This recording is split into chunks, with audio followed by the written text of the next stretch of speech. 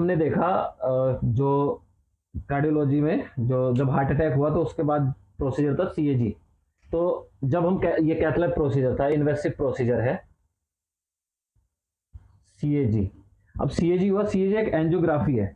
Angiography मतलब उसमें हम गाइड वायर डाल के देखते हैं कि जो कार्डियक जो आर्टरी है, जो कार्डियक मसल्स को ब्लड सप्लाई करने वाली आर्टरी है, उसमें कोई डिफॉर्मिटी या कोई जैसे ब्लॉकेज वगैरह तो नहीं है। तो अगर ब्लॉकेज, पहला जो जांचने का सिर्फ जो जांच है वो सीएजी है।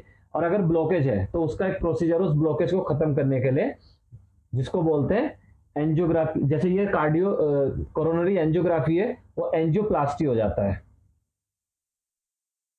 एंजियोप्लास्टी, एंजियोप्लास्टी का मतलब क्या है? जैसे ये आर्टरी है, एक नॉर्मल आर्टरी है, और इसमें जैसे हमारा मतलब कोलेस्ट्रॉल डिपोजिशन की वजह से, कोलेस्ट्रॉल की वजह से उसका ल्यूमन पतला हो जाता है आर्टरी का, जिसमें कोलेस्ट्रॉल डिपॉजिट हो गया और आर्टरी हमारे ल्यूमन पतला हो गया, इससे इधर ब्लड सप्लाई जो है वो डिक्रीज हो गई, जिसकी वजह से आगे कार्डियक मसल्स में इस्चीमिया हुआ, और इस्चीमिया होने की वजह से हार्ट अटैक हुआ। अब इसको एक प्रोसीजर के थ्रू, जिसको बोलते हैं एंजियोप्लास्टी, एक गाइड वायर डाल के इधर एक स्टंट डाला जाता है। स्टंट डालने से ये जो बीच में ब्लॉकेज है वो आर्टरी यहाँ से खुल जाती है ये।